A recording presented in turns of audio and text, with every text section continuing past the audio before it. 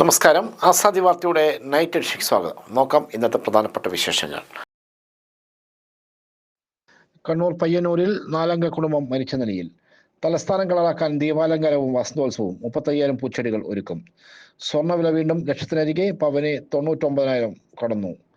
അമ്മ തന്നെയെന്ന് ഒരുമിച്ച് മറുപടി നൽകി. ഞങ്ങൾക്ക് വേണ്ടി ഒരമ്മ, ധീരജന്റെ അമ്മ. വൈകാരിക കുറിപ്പുമായി അനുശ്രീ.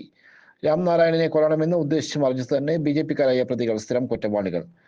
കമ്പിളി പുതച്ച് അമ്മക്കൂട്ടിൽ ലിയോ എത്തി. അവസാന 3 മാസങ്ങളായി ലഭിച്ചത് 10 കുട്ടികളെ.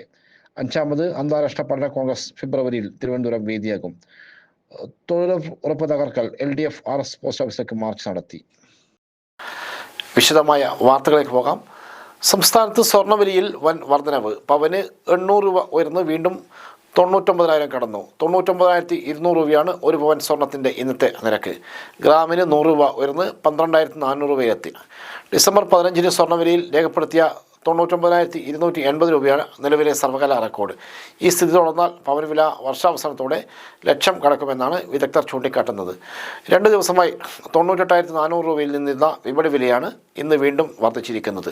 വില റെക്കോർഡിലേക്ക് വരുന്നതോടെ സ്വർണം വാങ്ങാൻ വരുന്നവരെക്കാൾ വിൽക്കാൻ വരുന്നവരാണ് കൂടുതലെന്ന് ജ്വല്ലറി ഉടമകൾ പറയുന്നു. 3% GST, കുറഞ്ഞത് 5% പണിക്കൂലി, 53.10 രൂപ ഹോൾമാർക്ക് ചാർജ് എന്നിവ പരിഗണിച്ചാൽ 1.15 ലക്ഷം രൂപയെങ്കിലും കൊടുത്താൽ ഇപ്പോൾ കേരളത്തിൽ ഒരു പവൻ സ്വർണ്ണാഭരണം സ്വന്തമാക്കാൻ കഴിയും.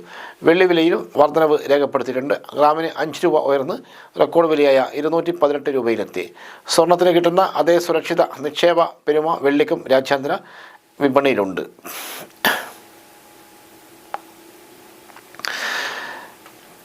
ക്രിസ്തുമസ് പുതുവത്സര ആഘോഷങ്ങൾക്ക് മാറ്റുകൂട്ടുന്നതിനായി തിരുവനന്തപുരം കനകക്കുന്നിൽ സംഘടിപ്പിക്കുന്ന വസന്തോത്സവം 2025-ൽ രാജ്യത്തിൻ്റെ വിവിധ ഭാഗങ്ങളിൽ നിന്നുള്ള 35,000 പൂച്ചെടികൾ ഒരുക്കും. ടൂറിസം വകുപ്പും ജില്ലാ ടൂറിസം പ്രൊമോഷൻ കൗൺസിലും ചേർന്നൊരുക്കുന്ന ഈ വർഷത്തെ വസന്തോത്സവം ഡിസംബർ 24 മുതൽ ജനുവരി 4 വരെയാണ്.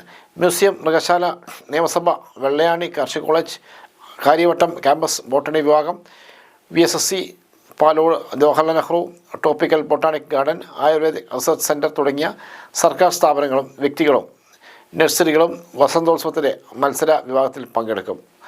8,000-ൽ പരം ക്രിസാന്തിമം ചെടികൾ കൊണ്ട് ഒരുക്കുന്ന ക്രിസാന്തിമം ഫെസ്റ്റിവൽ ഈ വർഷത്തെ പ്രധാന ആകർഷണമാണ്. കൂടാതെ ഡാലിയ, പെറ്റൂണിയ, ജമന്തി, റോസ്, ഓർക്കിഡ്, തെറ്റി, ഇംപേഷ്യൻസ്, സീനിയ, ഡെയ്സി തുടങ്ങിയവയും വസന്തോത്സവത്തിൽ ഉണ്ടാകും. വസന്തോത്സവത്തിനോടനുബന്ധിച്ച് കനകക്കുന്ന് കൊട്ടാരത്തിൽ പുഷ്പാലങ്കാര പ്രദർശനവും മത്സരവും ഒരുക്കുന്നുണ്ട്. വിവിധ രാജ്യങ്ങളിൽ നിന്ന് എത്തിക്കുന്ന orchid, anthurium, tulip, Asiatic lily തുടങ്ങി നിരവധി പുഷ്പങ്ങൾ ഇതിൽ ഉൾപ്പെടുന്നു. പുഷ്പോത്സവത്തിൻ്റെയും ദീപാലങ്കാരങ്ങളുടെയും ഒരുക്കങ്ങൾ കനകക്കുന്ന് കൊട്ടാരവളപ്പിൽ പുരോഗമിക്കുകയാണ്. കുട്ടികൾ, മുതിർന്നവർ, പ്രൊഫഷണലുകൾ എന്നിവർക്കായി ഫ്ലവർ അറേഞ്ച്മെൻറ്റ്, വെജിറ്റബിൾ കാർവിംഗ് തുടങ്ങിയ വിഭാഗങ്ങളിൽ മത്സരങ്ങൾ ഉണ്ടായിരിക്കും.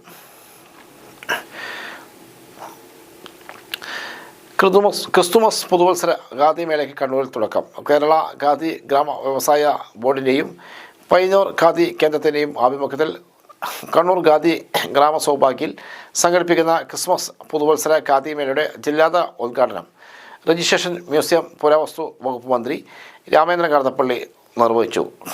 സ്വാതന്ത്ര്യ സമരത്തിൻ്റെ സമരായുധമായിരുന്ന ഖാദിയെ കൂടുതൽ ശ്രേഷ്ഠമായ തലങ്ങളിലേക്ക് വ്യാപിപ്പിക്കാൻ സാധിക്കണമെന്ന് മന്ത്രി പറഞ്ഞു. സാമൂഹ്യ സാമ്പത്തിക ഘടനയുടെ സുപ്രധാന ഭാഗമായി ഖാദി വ്യവസായത്തെ മാറ്റിയെടുക്കാൻ സാധിക്കേണ്ടതുണ്ടെന്നും മന്ത്രി സൂചിപ്പിച്ചു. കോട്ടയം അതിരൂപത സഹായ മെത്രാൻ ബിഷപ്പ് ജോസഫ് പണ്ടാരശ്ശേരി മുന്നോക്ക സമുദായ വികസന കോർപ്പറേഷൻ ഡയറക്ടർ KC സോമൻ നമ്പ്യാർക്ക് നൽകി ആദ്യ വിൽപ്പന നിർവഹിച്ചു.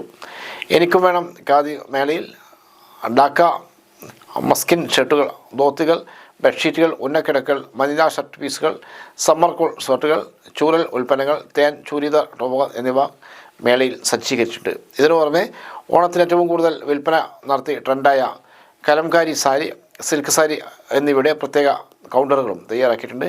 ഖാദി ഉൽപ്പന്നങ്ങൾക്ക് 30% ഗവൺമെൻറ് റിബേറ്റുണ്ട്. മേള ജനുവരി 2-ന് സമാപിക്കും. പയ്യന്നൂർ ഖാദി കേന്ദ്രം director V. Shippu, khadi board secretary doctor K. Ratheesh, Kannur khadi ഗ്രാമ വ്യവസായ office project officer Sholy Devasia, village industrial officer KV Farooq, assistant registrar KL superintendent VV Sijith, K. Reja, K. Basheer എന്നിവർ പങ്കെടുത്തു. അട്ടപ്പളത്ത് ആൾക്കൂട്ട മർദ്ദനത്തിൽ ജീവൻ നഷ്ടപ്പെട്ട ഛത്തീസ്ഗഡ് ബിലാസ്പൂർ സ്വദേശി രാംനാരായൺ ബയ്യാലിനെ കൊല്ലണമെന്ന ഉദ്ദേശം അറസ്റ്റായ BJP RSS പ്രവർത്തകർക്ക് ഉണ്ടായിരുന്നുവെന്ന് റിമാൻഡ് റിപ്പോർട്ട്. 2 മണിക്കൂറിലേറെ ഇയാളെ പ്രതികൾ വടിയും മറ്റ് ആയുധങ്ങളും ഉപയോഗിച്ച് ക്രൂരമായി മർദ്ദിച്ചതായി റിമാൻഡ് റിപ്പോർട്ടിൽ പറയുന്നു.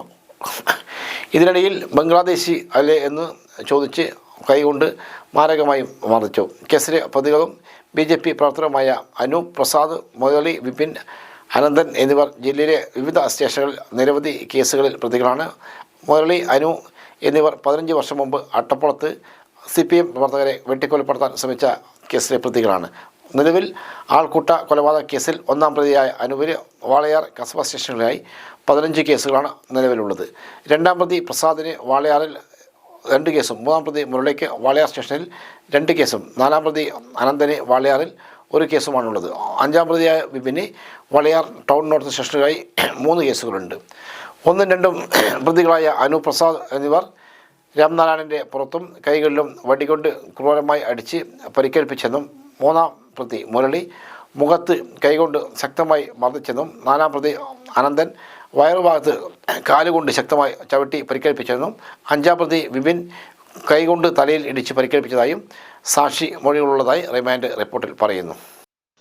കണ്ണൂർ പയ്യന്നൂരിൽ 4-അംഗ കുടുംബം മരിച്ച നിലയിൽ. രാമന്തളി KT കലാധരൻ, അമ്മ ഉഷ, കലാധരൻ്റെ 5ഉം 2ഉം വയസ്സുള്ള മക്കൾ എന്നിവരാണ് മരിച്ചത്. കുട്ടികളെ കൊലപ്പെടുത്തിയ ശേഷം ആത്മഹത്യ ചെയ്തതാകാമെന്നാണ് പ്രാഥമിക നിഗമനം. രാത്രി 9ഓടെ കലാധരൻ്റെ പിതാവ് AK ഉണ്ണികൃഷ്ണനാണ് മൃതദേഹം ആദ്യം കണ്ടത്.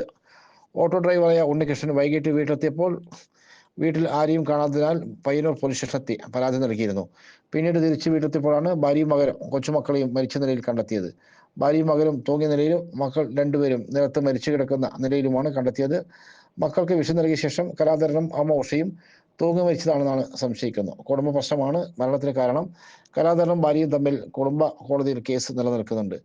കഴിഞ്ഞ ദിവസം കലാധരൻ്റെ കൂടെ താമസിക്കുന്ന 2 മക്കളെയും അമ്മക്ക് ഒപ്പം പോകാൻ കോടതി വിധി ഉണ്ടായിരുന്നു.